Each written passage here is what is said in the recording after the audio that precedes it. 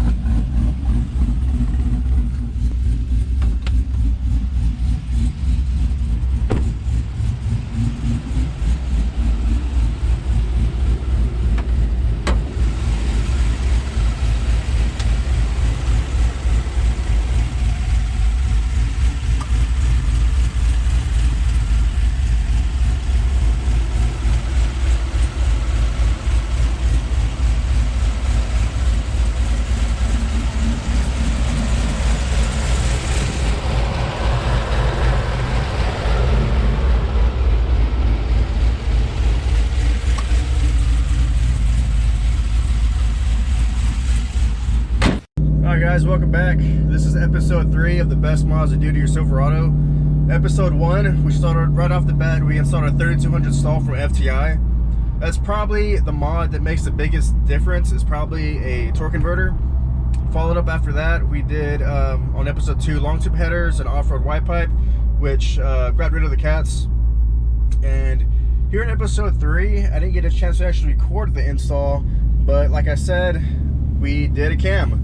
We went with the TOOLEY Racing Truck Stage 3 cam, and that is definitely the cherry on top. And of course, immediately following the cam install, it got tuned by a local shop, 747 Garage.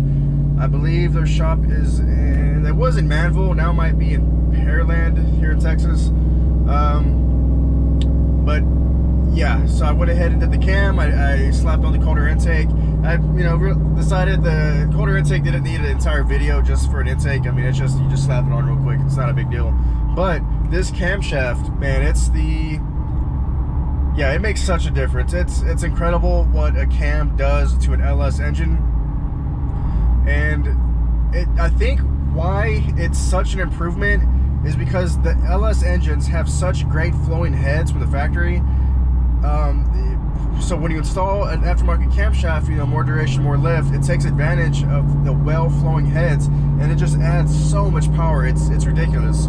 As opposed to going to aftermarket cam on I don't know, like an old 350 or something, where the heads are kind of choking the engine. It's not going to be such a big difference. On something like that, you would have to do heads and a cam. But LS's, the heads are they're great right out of the factory. They did a really good job designing the heads.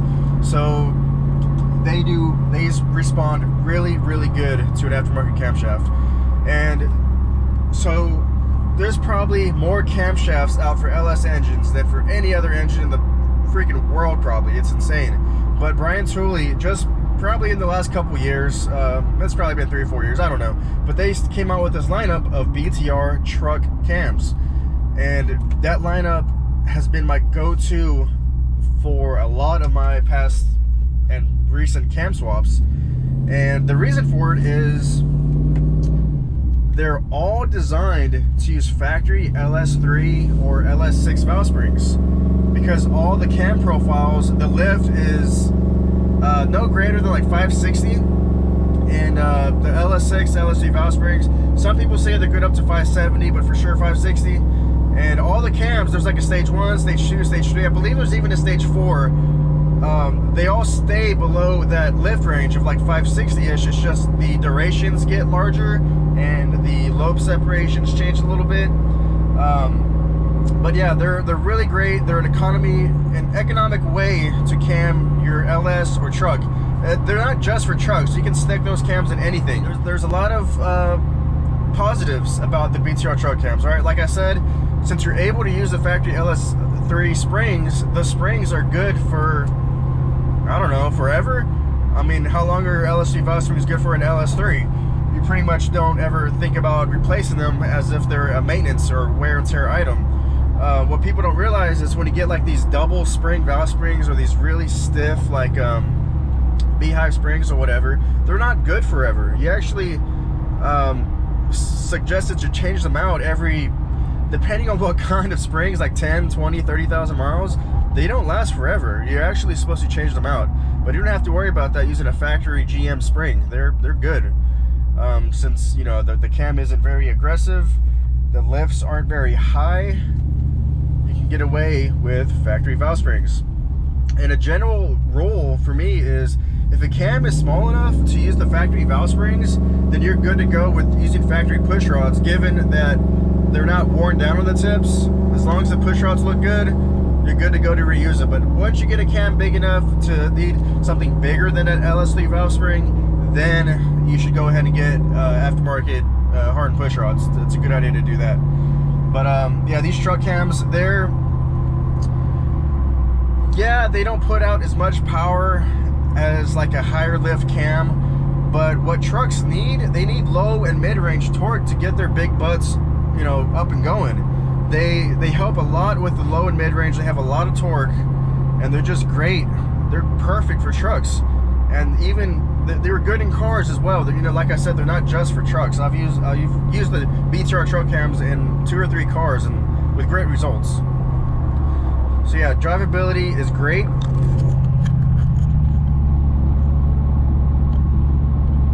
With some pretty aggressive cams, you can get like surging or bucking, or, you know, they're not very streetable.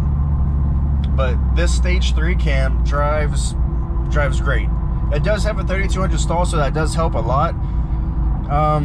So with the stages, you might be looking at a stage 1 if you don't plan on running an aftermarket torque converter, if you have a smaller displacement engine like a 4.8, where you don't have many supporting mods.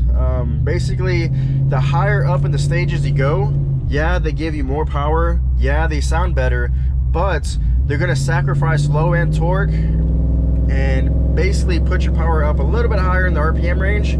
So this truck, it is a 4-door.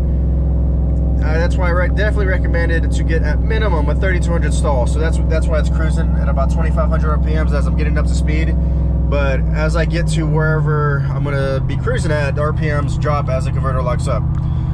So yeah, if you're gonna go with a stage 2, stage 3, stage 4, you might want to think about getting an aftermarket converter, maybe lower gears, you know, things like that, just to support the larger camshaft. Definitely long tube headers that help it breathe better. Of course, water intake, all that stuff is pretty standard. And I don't know, they're just amazing.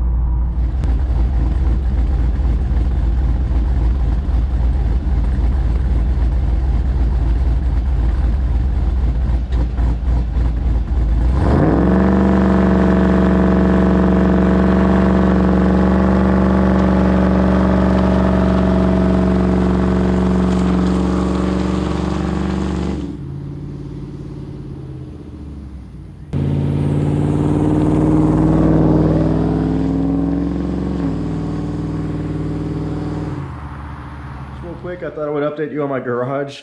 Here lately, I've been working on laying out some pill and stick black and white tile, just to give it a cooler vibe, I guess. Trying to clean up my mess of a corner. I did finally get, Harbor Freight calls them shop cranes, but I call them like an engine hoist or engine lift. Yeah, I've always wanted one of these. I finally got one. Let's see here. Oh, I've got an LS project coming up that I haven't even announced or told anybody. I'm kind of collecting parts for now, and I think here pretty soon I'll announce my plan. Has to do with an LS. I'm not gonna say what it is just yet, but yeah, if you like this video, please like, subscribe, comment below. Thanks for watching, and see you in the next one. Later.